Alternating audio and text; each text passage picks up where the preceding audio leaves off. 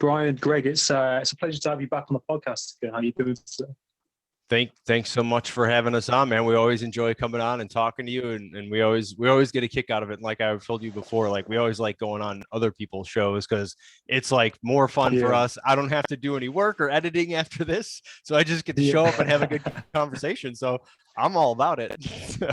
And there's no yeah, question that you're our favorite podcast host across the pond.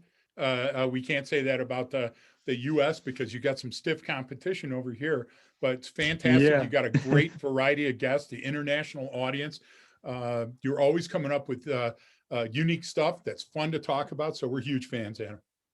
Yeah, no, I'm really grateful to be connected with you guys and to be your friends and to be able to do this. And I was always appreciate supporting what I do. And yeah, I think you guys got a great podcast as well, and you have some really interesting guests on.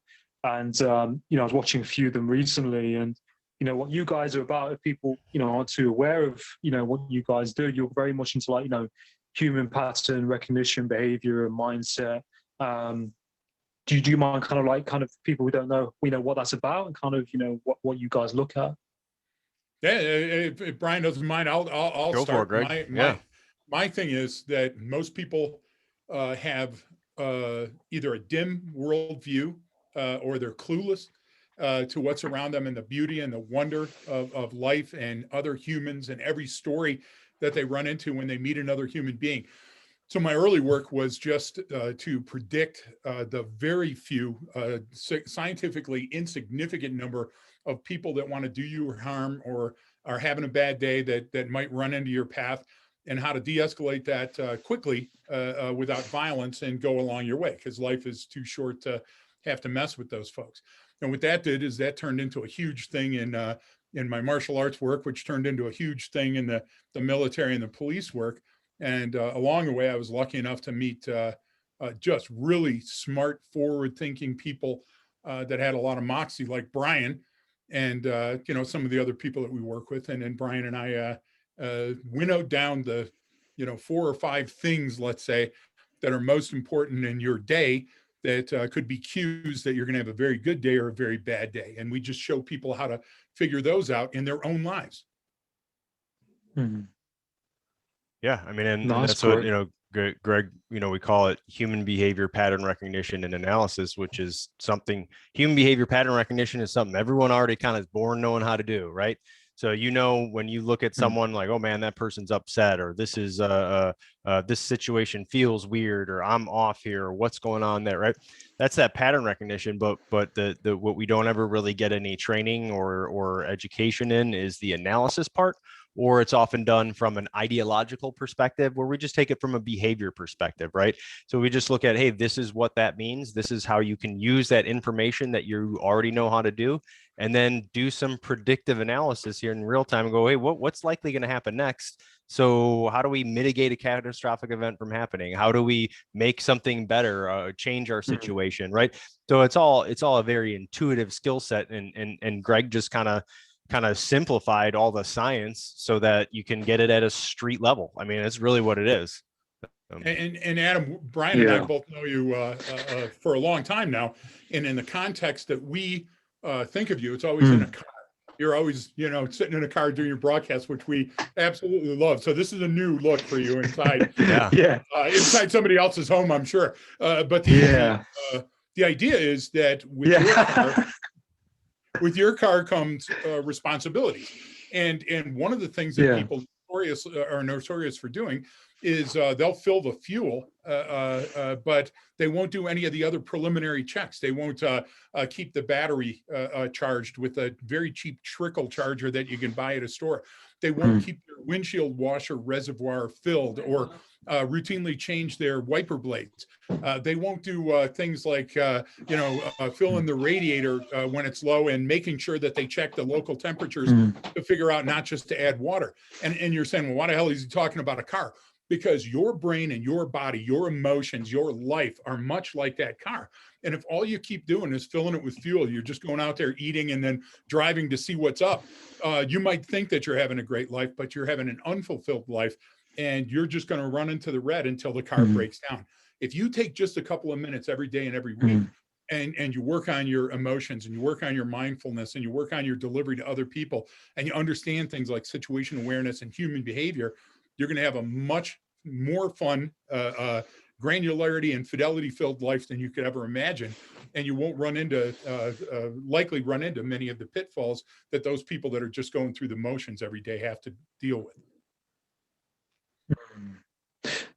Yeah. No, I think that's a really good point. And I think like people in their day-to-day lives, like as you mentioned, just kind of go through the motions, and they're kind of blind spots they're not really seeing or looking at, and Right. get caught up in these like habits, and whether that's, I don't know, it could be their car, or it could be, their diet, or it could be, their lifestyle, or the people they're around. And it's like that self-awareness, isn't it? And really looking at, things that are going on. And, with the car side, I mean, I had my MOT. I don't know if you call it a service check in the US or something like that. And it ended up failing my car recently. And the guy was like, "Oh, these things need doing. These things need doing." And I said to him, "Oh, I didn't realize there's any problems." And he like looked at me like, "Gone out." So it's those things you mentioned, those little bits in between, just taking care of it, just checking it. Then it prevents problems from happening. But I was thinking as well, like I remember on some of your episodes, you guys talk about how we're most like, is it like vulnerable in our like homes or where we live, we get comfortable. But then you did an episode recently, which I found really interesting. What's it called? Where people have an advantage if they're in one spot before other people, if that makes sense. Yeah, home field advantage. Right. Yeah. Yeah. So the idea of the home field advantage is that there are certain things that you are knowledgeable that, like for example, if you move into a new house or you're staying at a hotel overnight, every single sound, every bump, every time the radiator kicks on or kicks off, you're going to be surprised by it, and you're going to get up and startled, and somebody's going down the hall, and you're going to think, "Oh my gosh, they're coming right into my room." And what you do is you tend to outlive those external arousals and become very aware that they're not going to be threatening. So your brain filters them out. You tend not to see them anymore. So that gives you a home field advantage. The other thing is you can actually stack up things in your home, whether it's a fire extinguisher, a smoke alarm, or a baseball bat behind the door. If you have randy roommates like Marin, you can see right there, it goes right out into the street there, downtown Oceanside.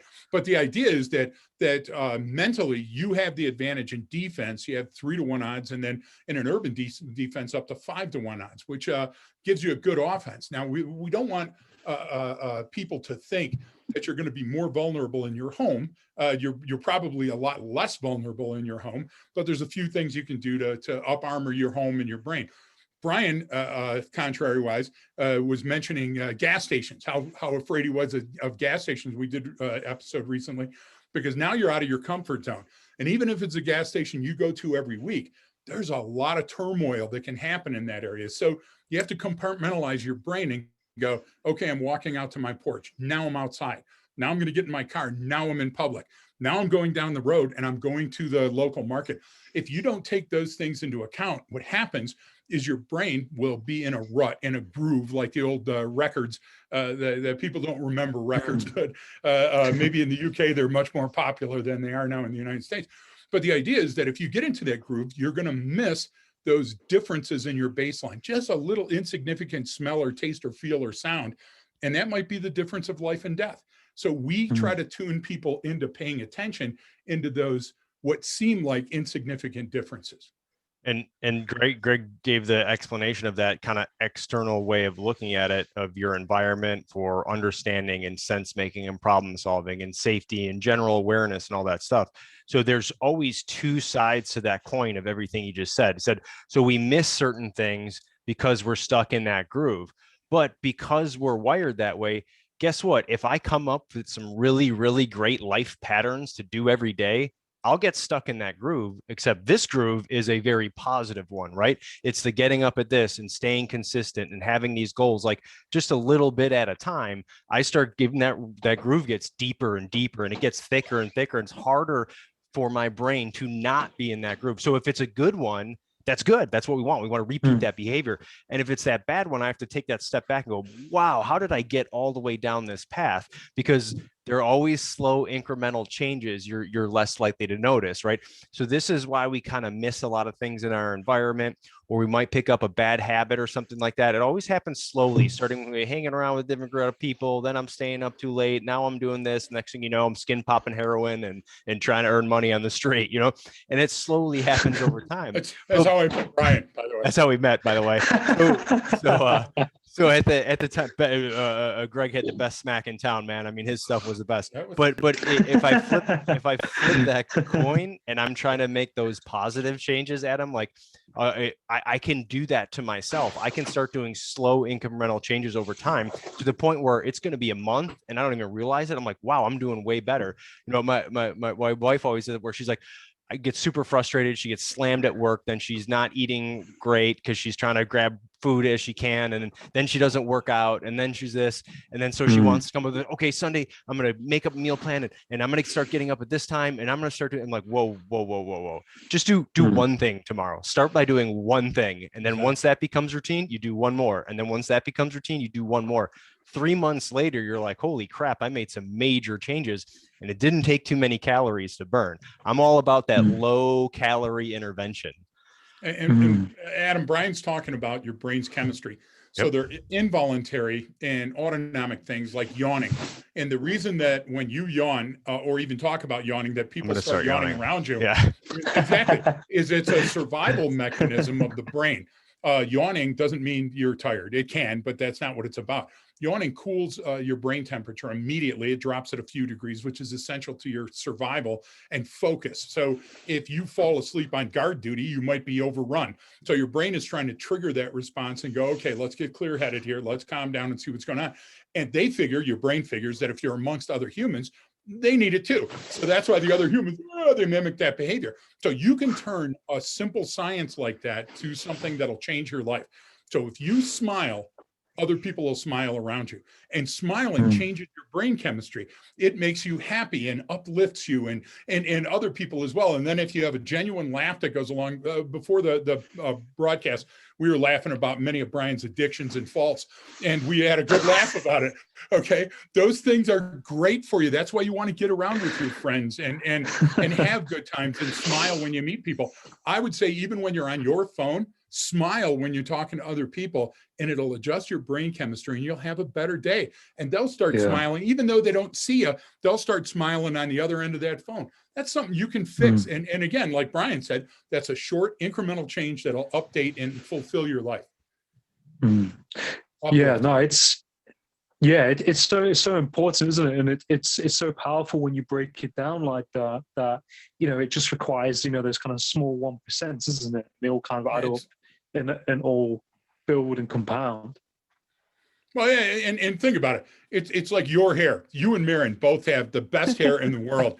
And it didn't just come naturally. If you would see Marin work for hours, I mean, he's counting the strokes when we're in the rental car. So Greg is doing this to try to make himself feel better, because he's I just shake my head out in the morning and it turns out like this.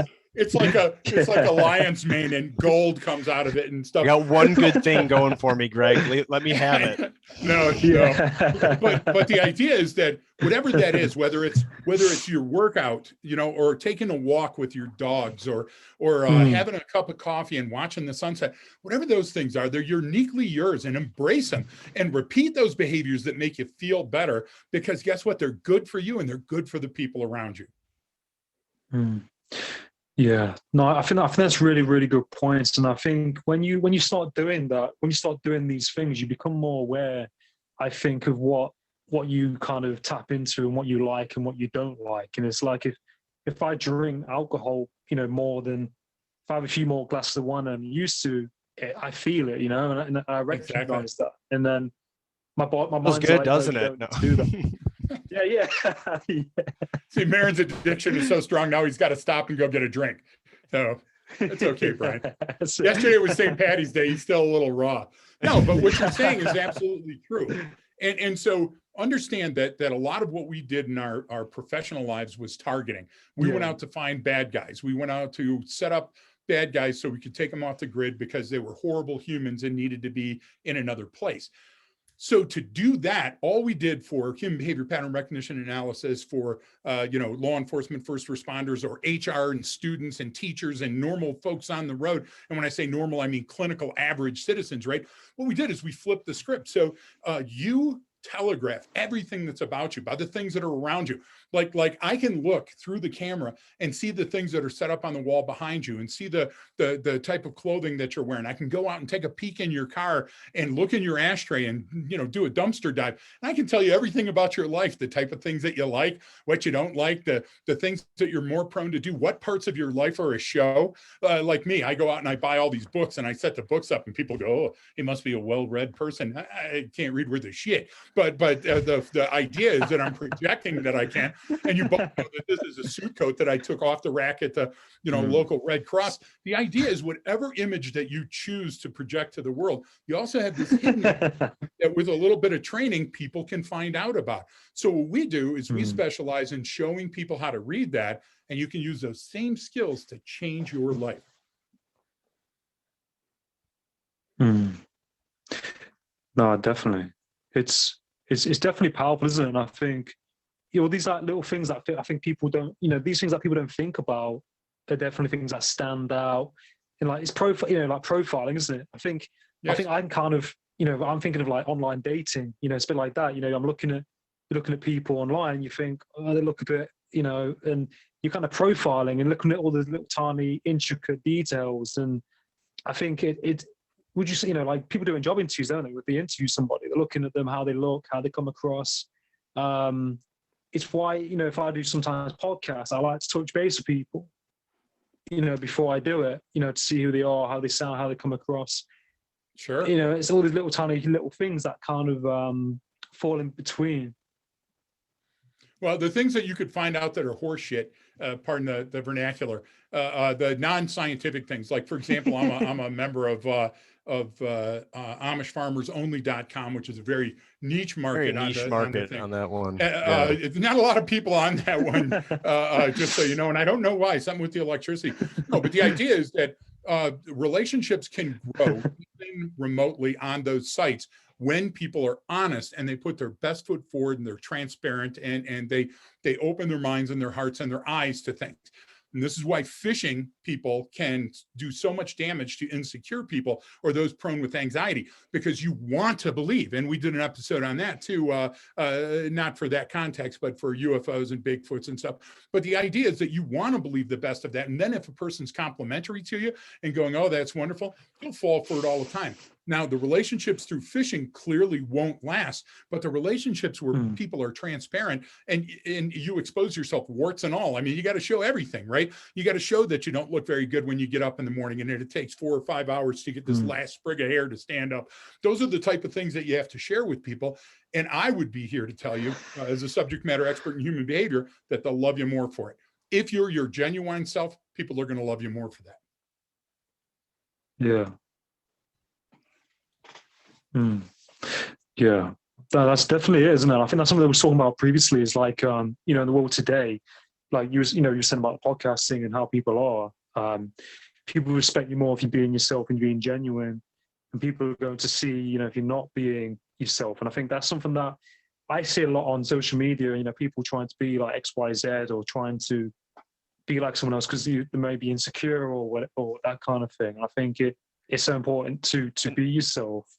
And, a lot of that too, Adam, is sorry, no, with it, because you brought up a great point about the social media stuff and people maybe being insecure.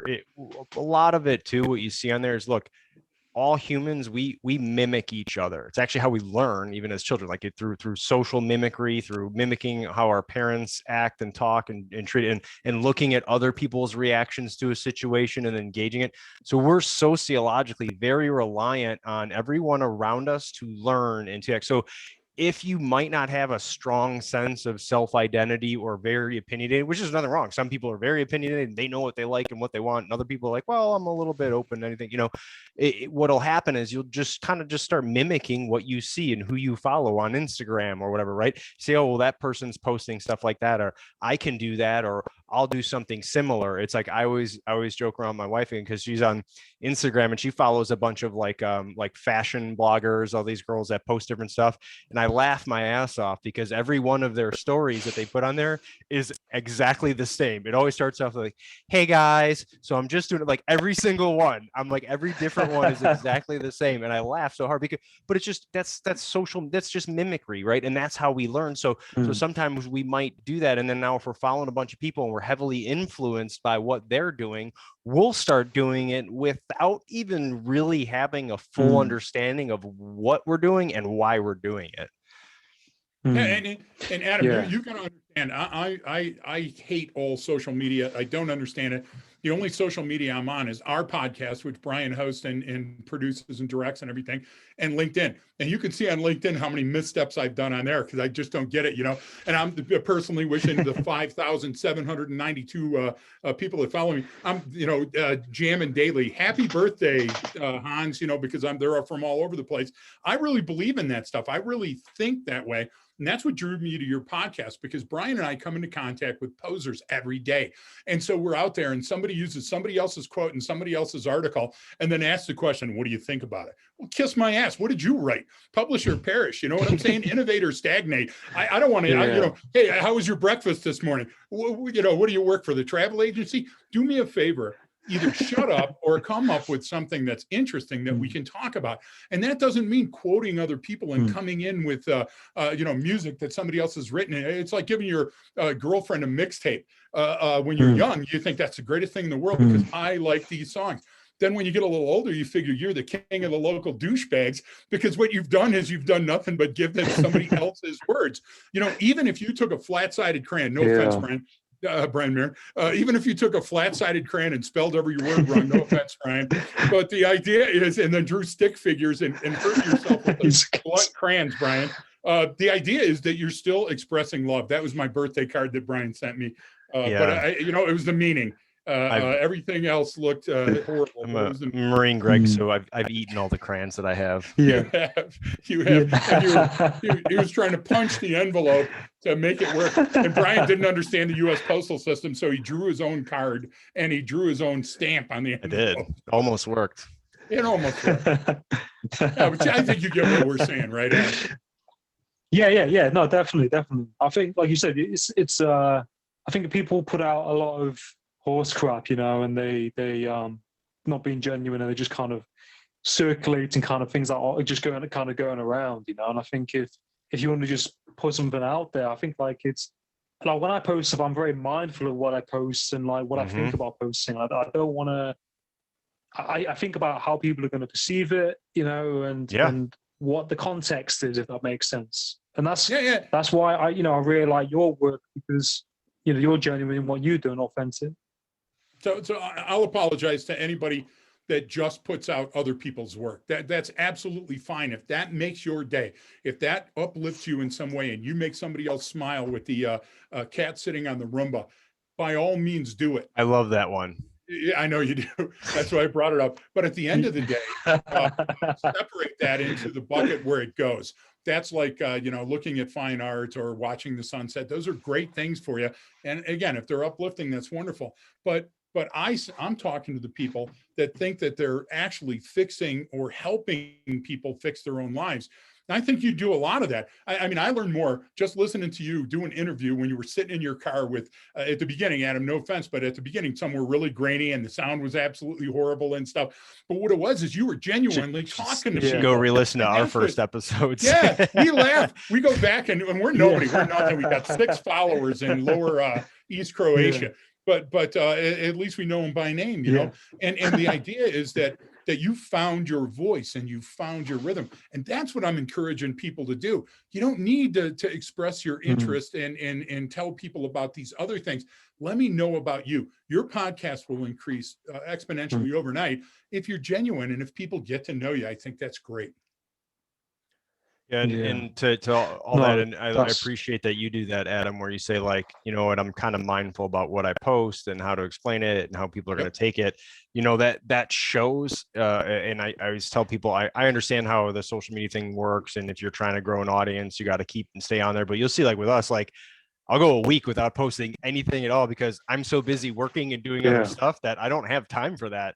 Right. And then, every time I post the same thing, like I have to put thought into that. I have to make sure it's done correctly. I have to make sure it's not misunderstood what the point I'm trying to get across. And so I have to lay that out, and that takes time. And you know what? Sometimes it does really well and people like it and share it. And then, oh my God, a week later we have 1,000 more followers, but sometimes it doesn't and it falls flat. And it just, but I am careful about that. And when soon as someone comes in with a negative comment or something against it, you see it. I immediately reply with let me be very clear about our intent with what we posted. And you know what? They don't have any comebacks, or they delete their message, or they do whatever. And it's important. Like if everyone just took that second and go, well, what am I doing sharing this? Because a lot of it's just like, oh my gosh, did you see this? And everyone shares it. It's like, what about it? Oh my, did you not see it? It's like, yeah, but what did it, like, I can't believe this is happening, but like, what's happening? How is this affecting you? Well, no, it's not affecting me, but this is going on. It's like, you don't even know how authentic that post was that you're sharing. You did no background search on any of that situation. Why are you getting so emotional about it and having this reaction to something that doesn't affect your life personally? So it's always good to have that kind of like space and to realize when you're going into that, like I was like, well, it's social media, so it's not the real world. And then it kind of helps filter out some of that bad stuff. Yeah. No, I definitely agree. And, I really appreciate, what you guys said. And, with the podcast, when I started it, I just used my phone. I just did it on audio with this phone I have. And, as you go along, it feels like I'm learning to drive. I felt like I was learning to drive again, if that makes sense. That is it unconscious competent, or, you're just kind of rolling with it and just picking it up. And I think what you mentioned, like, just you're going to get people, you're probably going to get flack, posting stuff. But I think it's that deeper meaning to why you're doing it, isn't it? Like you guys, there's a deeper meaning why you're doing what you're doing. You're passionate about it, you care about it.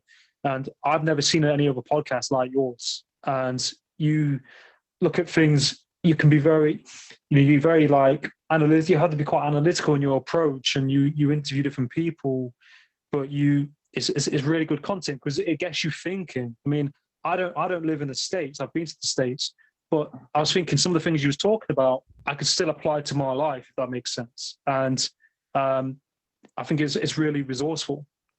Well, we appreciate that. And the idea didn't come along accidentally. I do what I do. Anybody that watches me on a podcast and meets me in real life will go, that's the same ass. That's him. Because I talk the same, I look the same, I dress the same. I don't put on any airs. I don't do anything. It's just, I don't have this crap with me when I'm walking through the airport. But it's a testament to Brian Marin, because what Brian did is Brian took what Shelley and I were talking about and what he and I were talking about and what Martin and I were talking about, all the people that we work with. And Brian said, you know what, there's a show here. We talk in the car. We talk in the lobby of the hotel on the way to training. We talk in the hallway out of between training events. And that's priceless information that we could give out there for free that might help somebody have an easier go of things. And so Brian put it together with the tongue-in-cheek, the joke, the left of Greg, because he's always the one that's driving the rental sled, and he's always left of Buddha, sitting next to him, spouting all these wonderful things. Yeah. And you know what? I'm wrong too. And when I'm wrong, it's funny. So, there's certain things that I care about and certain things that I don't. When I street up a definition or a story, I don't care about certain facts and timelines and everything. I care about the science and the gist of it. And so Brian will have to come back in and go, what Greg was meaning when he said that. And that's hilarious. And I think that's the difference, is that if nothing else, we're genuine. And that means you get a couple of fragile little snowflakes with problems. And I think people like to see that more than some slicked up show, where they do rehearsal. Certainly we don't do any. No. In fact, we probably should sometimes. Yeah. I'm thinking that's one of the critiques I'll write down. Yeah. I think it's good that it's part of the process, isn't it? People like you when it's more natural and not like as rigid. And I've sometimes been on shows like that, and it kind of makes me feel uncomfortable if I'm in that. Is I like it to be natural. I think that's where the kind of magic happens. And Yeah, I also think that sometimes we get too big for our own britches. Like I try to watch a show and then they have 17 acronyms in the first 5 minutes, and it's like, okay, I got to write those down and then I got to remember them. And the person says, here's the 7 steps of this and the 9 steps of that, and here's the 13 acronym, and then they take whatever word it is, like masturbation, and M stands for married, and A stands for, and then by the first 10 minutes, I forgot what the hell the show is about. And that's the other thing I love about yours is that when you talk to people, you just talk. So what are you doing now? What do you do there? And how did that change? And how did you folks meet? And what were your first steps? I think there's a person at home that's watching that because they don't want scripted reality. They don't want this reality that somebody is putting forth. They want to hear the real thing, and you're as real as it gets. No, cheers. I really appreciate it, guys. And like, I had a message actually yesterday from a guy on Instagram, and he said it really helps him. He said he's been going through a rough patch, and it really helps him. And I was like, it really meant a lot. If it helps one person, person, exactly. You must get like. Was it Brian? Come on, you can tell us. It was me. It was Brian. It was my burner account. There's nobody listening. It's just we three here. Yeah. My burner account. That's perfect. Now the FBI is listening. That's it. And I've got like a few questions as well. And that's great. I'll start. Who wants to answer them first? Him. Go, yeah, well, whatever. Go ahead. Just fire away. We'll jump in. Yeah. I was just thinking, like, have you got any like role models like growing up or like even now? Would you say, or mentors? Yeah, so I've been fortunate to have like a series of mentors at some point throughout my life, and I think it kind of, I didn't realize how important it was actually. You never really do at the time, obviously, but later on, especially with my wife keeps coming up as an example because she's in business and this is, she does sales and she's really, really good at what she does, and she's never had a good business mentor because her whole thing, I'm like, babe, like you don't have someone that's showing you the way. She's had these managers and they're just not bad people, but just like bad managers, bad leaders. Like they don't develop their people. And that's when you get that's where you learn the most. So, I mean, as a kid, I had a neighbor down the street. He was 3 years older than me. He was kind of like an older brother to me. That was a mentor. I mean, we both played a ton of baseball. He would help me out a lot. I had my cousin who was an older cousin who was my confirmation sponsor and was, in martial arts and a number of different areas. He mentored me. I had mentors in martial arts that I did, a bunch of different programs like that. And then growing up and then kind of because I was in the military as well, like you have a built-in mentorship process.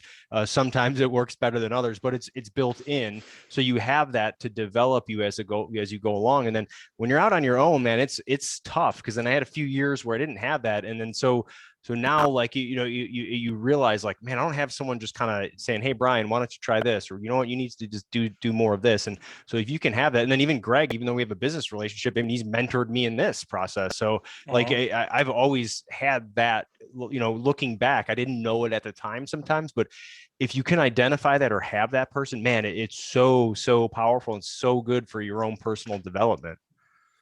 Yeah. And Adam, with me, it was my dad, Andy Williams. So Andy Williams was the drunkest, roughest former Marine. He beat my mom, but my mom beat him back. We came from a Hitton clan. My dad had a full family that nobody knew about all the way up until his funeral. And then we learned that, he had other relations in other places where he was holding that together. He had a 40-year career with Sears Roebuck and Company. He had his own company during that entire time that he would pull people out of the grease and help them out with whatever issues that they had. And here was this guy that every other word was a swear word. And that, he was the original that you're going to cry for 3 minutes and then you're never going to cry again about this. So get your ass to work. I mean, he was the roughest human I've ever met in my life. And the idea was that he was my grounding board. He was what got me through situations where I could look at this guy that grew up with nothing in the Appalachians of Tennessee, came to Detroit because of the auto industry, couldn't make it work, lied to get into the Marine Corps, got blown up in Shuri Castle, as an island hopper, and he still held it together. He was still dad. He was still there every day, that he could be. He had to have a shoe specially made because part of his leg was blown off, and he had a hair lip that would make Joaquin Phoenix envious from shrapnel and a grenade. And he would stand when he was shaving, and he would have a pair of tweezers and Camphor-Phenique to pull shrapnel out of his face because he would break a razor shaving it. And every day he was at breakfast, and every day he was at dinner, and every day he was asking us what we were thinking or teaching us a skill. And you know, he made me bulletproof. There's nothing in my life that can hurt me, knowing what I had to endure with that. And then I'll return the favor. I'll tell you that I have mentors like Brian. Brian has been a calming influence in my life. I'm a bit of a I don't know what the correct word is for it, an arse. You get what I'm saying? And I'm not the easiest person to live with or deal with. And I'm always on transmit. And Brian was able to change things around and make me take a look and see that there were consequences for certain actions that I made. So, you know, that's what you do, is you pick up the great and you leave behind the detritus, the bad, for somebody else to wade through and go through your garbage. But, you know, I'm in a much better place having had those coaches and role models. I have no idea where I'd be now. Wow. No, I really appreciate you guys, you know, like talking about like, you know, role models. And I think like it's so important, isn't it? You know, like in life to have role models, and, you know, how much you can grow and develop through, you know, learning from other people and their experiences and having that mentorship and that guidance in so many areas. And, you know, I you know, for me, like, I think of mentors, I've just got my dog in here. I think of mentors, like, you know, you guys are big mentors to me. You know, I really, thank you. Take a lot of guidance, and, you know, from you guys, and, you know, you always support me in what I do, and it really, you know, means a lot. And I've got another question as well. I was just thinking, do you guys read? Like, have you got any favorite books or anything like that you've read? Most of mine are picture books. I like those. Yeah, I mean, his wife reads to him just before he falls asleep. Before I fall asleep. Yeah. Now I got the little one, and so we've gone past my reading level. So now she reads to me, so she can go to bed at night. So, no, I mean, I try to read as much as humanly possible.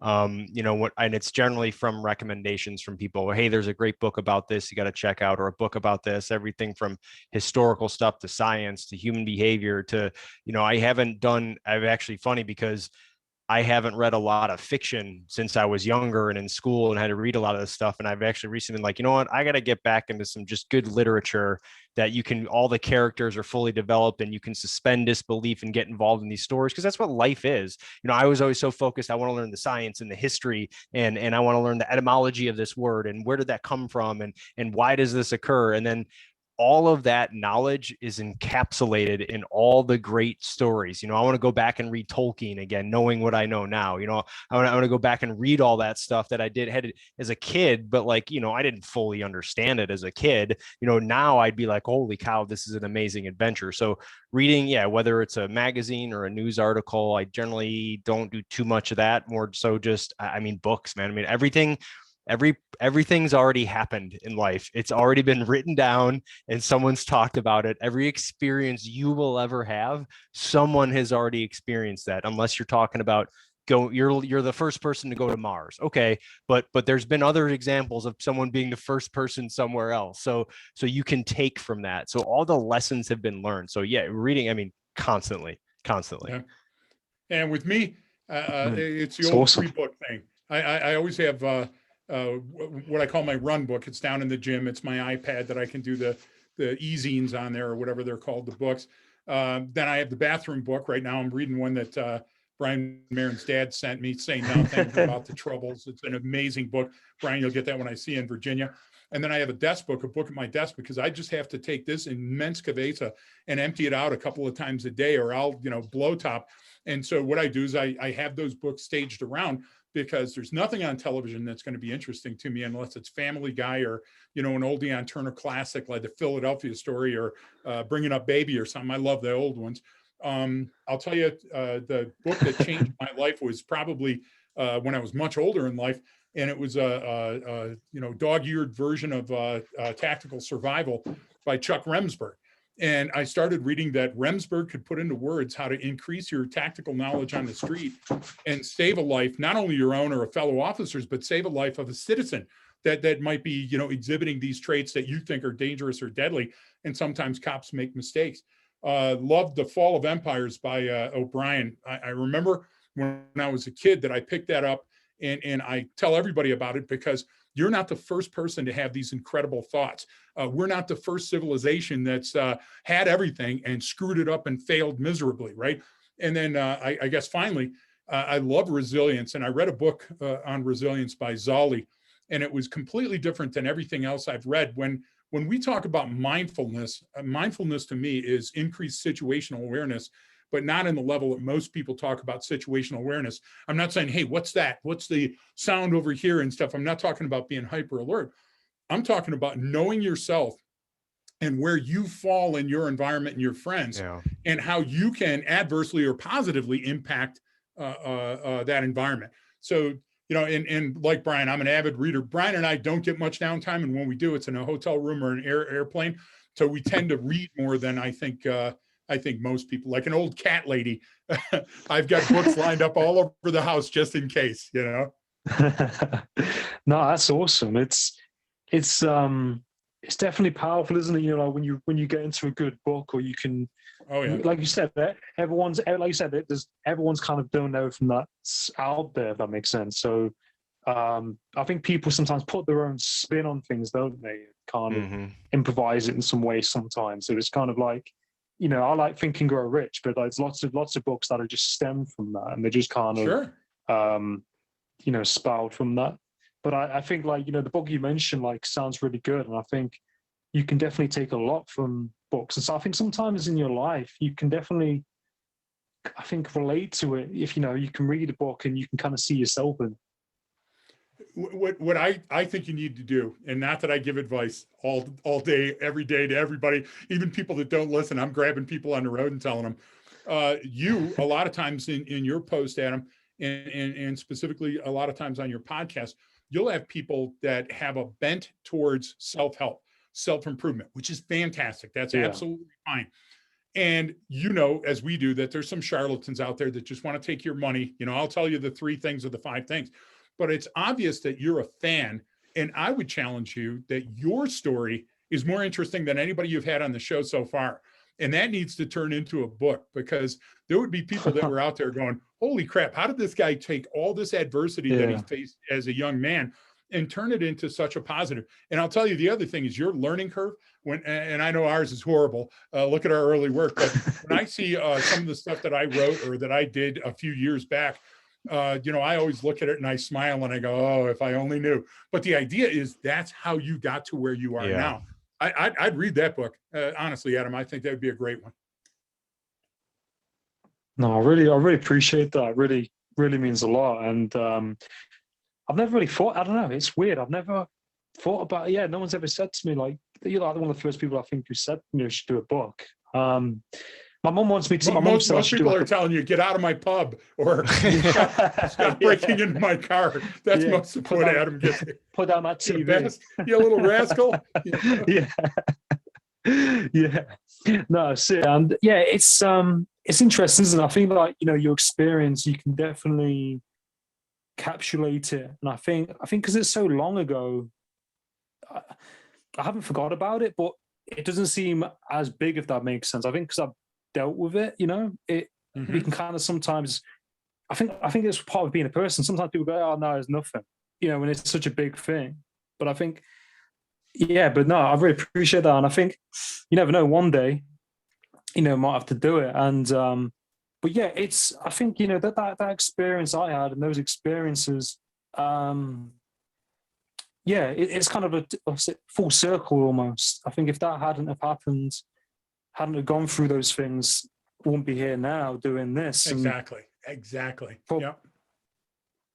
don't know, like with you guys as well. Do you think, can you relate to that in some way? Like, do you think things happen and then for a reason and kind of click into place? Yeah, I mean, you can put value to it and say it's for a reason or because of this or divine intervention, or you can get into, game theory, thermodynamics, however you want to explain it, but it's true. Like the problem is I have with a lot of stuff where people talk about it out there is like, it was like that whole book. And I think they did a series of like The Secret. And this is the secret of human. It's like you're taking something and mystifying it to sell tickets. I'd rather take it the opposite way and demystify it so you can understand it, because it's true. Is what you I can say what you put out into the world, it will eventually come back to you, right? So you can say that I can have the best physicist in the world explain to you how quantum mechanics works and how physics works and prove that what I just said to be true. Well, you can also get a religious individual to say that same thing. You can also get a mathematician to say that. You can get some spiritual guru to say that, whatever it is. Like, so whatever you want to take to explain it, but we're talking about some just inherent truths about life and how you handle those things. And so it's really just kind of looking at it however you want to explain it is fine, but yeah, what Greg's always great at is that, and I had to get better at it, and I have greatly over the last few years, is that, hey, you never know, you don't know who you're going to meet, what it is, and that's the thing, is like, if you're not open to that experience, like Greg has more photos of him and like random, not famous people, but people we know of from big events that occurred, like met in an airport or something like that. I'm like, Jesus, I never would have even seen that guy. That never would have happened. So if you're not open to those experiences, and Greg keeps telling me this at the hotel room every time we stay somewhere, never going to go anywhere. To be more open to an experience. And Brian has turned me down. I had to explain to him, no, we each Brian, get our own. Curious. We get our own separate room, Greg. We're our own separate room. And so I thought you said one room and two beds. No. Yeah. One bed, two rooms. But having that ability to do that and know what you're putting out there is going to come back. So what do you want to put out there? What do you want to or better yet, what do you want to come back to you? Because if you want that to come back, then you got to put it out first.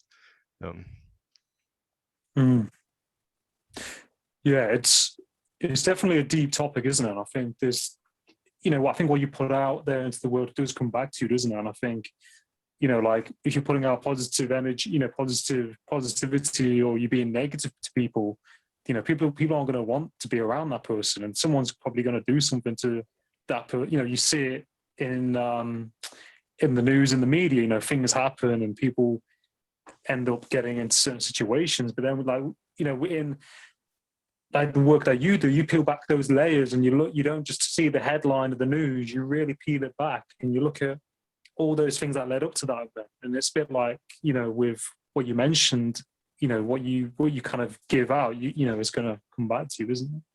Yeah. Yep. Absolutely.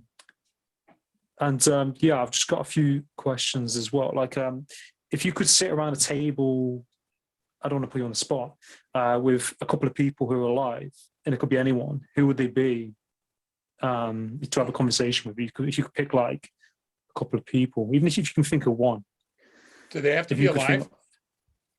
If you can't think of anyone who's alive, you can pick someone who's passed over. Because I'll jump in with a couple that I would love to conduct interviews with, because I've done some incredible interviews with some very interesting people over the years. And I would say my 1, 2, and 3 would be, writing down here quickly, Kurt Cobain, Freddie Mercury, and John Holmes. And everybody is going to give you a lie for an answer. They're going to say Jesus, Gandhi, and something like that.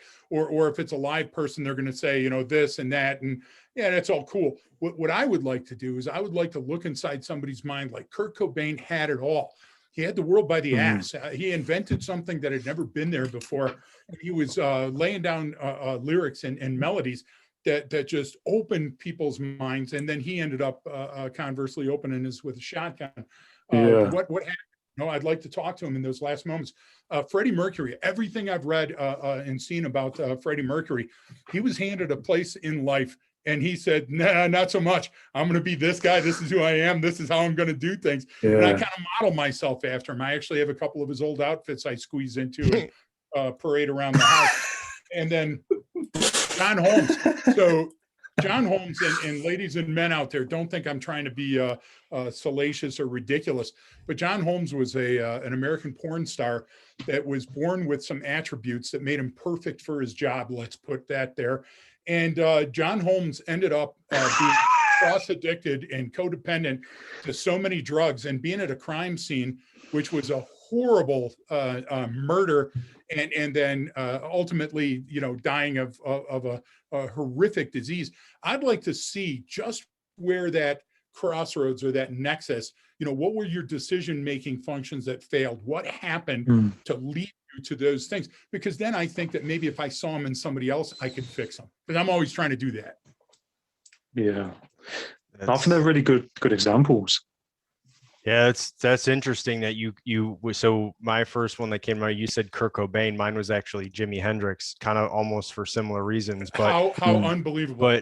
But because I want to know how he took. So you had actually in England there, especially back in the 60s, Adam, you had a lot of the guys like, Eric Clapton, and you had all those other folks, The Who and all these people, but they were taking a lot of this blues music out of the South and the US and kind of creating rock and roll. And that was happening here in the US too. But you had this sound, but Hendrix took it to such a different level, and he actually got to start more so in England than the US before he got bigger in the US, right? And so I want to just how did he do that? How did he take something and come in and go, I'm going to do something that no one has ever seen of, could ever think of, possibly, and just everyone's mouth on the floor? Like, what was that process and how to do it? Like, it just I don't know how that worked or how he sees. I just want to be able to how do you see the world? So that was definitely my first one. My kind of historical one is actually Thomas Paine. So I go back to the kind of start of our country, and I even read his stuff even as a little kid. My old man had me reading this stuff when I was a really young kid about hey, this is what democracy is, and this is where it comes from. And I got it kind of clicked with me, or it just made sense versus other things that were kind of probably some of it beyond my reading comprehension at the time, but trying to figure this out, or what does this mean? And when he wrote Common Sense, I went, well, shit, that does make sense, about and everything that he's pulling from his historical knowledge of every civilization, every thought, every government that's gone before him, and then what we're trying to do in the US. So I would just be able to have that conversation would be so cool. And then I think the third would have to be, I just thought of this now, would be Bruce Lee. And I think because same thing, he took something in his training and went from everyone's right here, and he went, no, we need to be way over here. And this is how, because at once he came along, and then everything changed.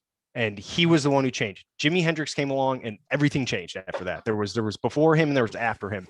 So it's they have this, because they have a grasp and a foundation in the history of what they're doing, and went, you know what, I can make this so much cooler, and just turn and Thomas Paine is another similar kind of example of how they did that in a lot of the founding fathers for our nation. But those are always, to me, it's this is what was going on. What did you know at that time? What clicked in your head that went, no, it's got to be like this, and then everything changed after. I think those types of people are always just fascinating to me.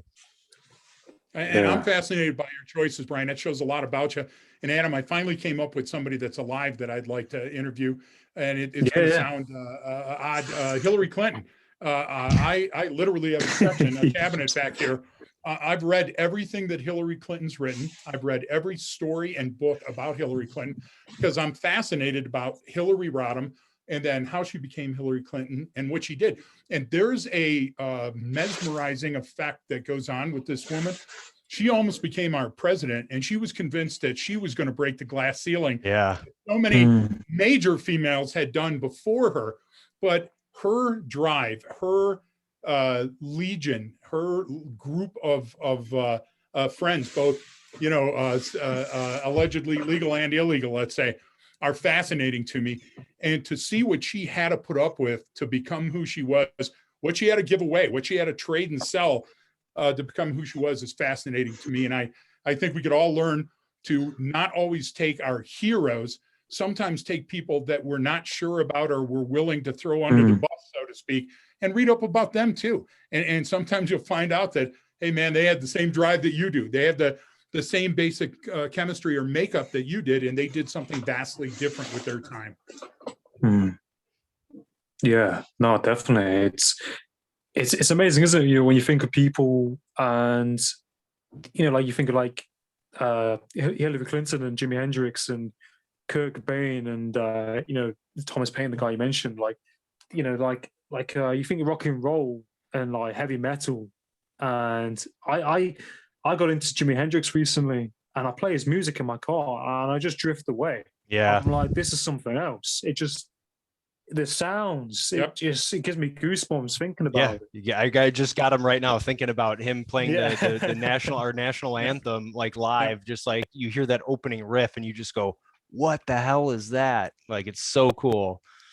Well, and by the time this broadcast airs, it'll be the anniversary of Marvin Gaye's death. And I wrote something on Marvin Gaye because I'm a Motown fan. Yeah. And you wanna listen to something. Listen to Marvin Gaye. Sit back, put on the headphones, and listen to what's going on. What's going on, and all of a sudden you'll see all the same trials and tribulations that we're facing now. If you don't have an appreciation for the Beatles, if you've never sat down and listened to some of the angst that was going on in their life, it's amazing. So music, like poetry, like Shakespeare, music can fill those voids in your life and give you that aha moment. Hey, wait a minute. I'm not the first person facing this. I'm not the first person out of a job or out of a house, or, you know what I'm saying, wondering where my next meal is going to come from. And sometimes those things can give you strength. They can give you power. Yeah, no, definitely. And it reminds me of, is it Bob Dylan as well? Some of the songs that he did, pretty deep.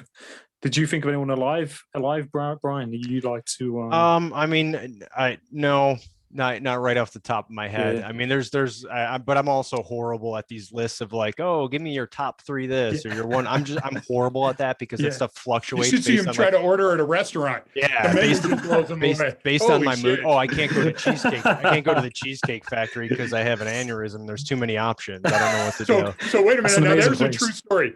There's a true story because we just did some in-person training, and the only restaurant that was close by was a Cheesecake Factory, and the horrible storms and everything else. And I think we had like a $500 bar tab. Neither of us ate food or had cheesecake. I'll just let you know that the only food that I ate during that entire horrible episode was like the lime in my drink. The lime and the cherry, if you remember. So it was the cherry.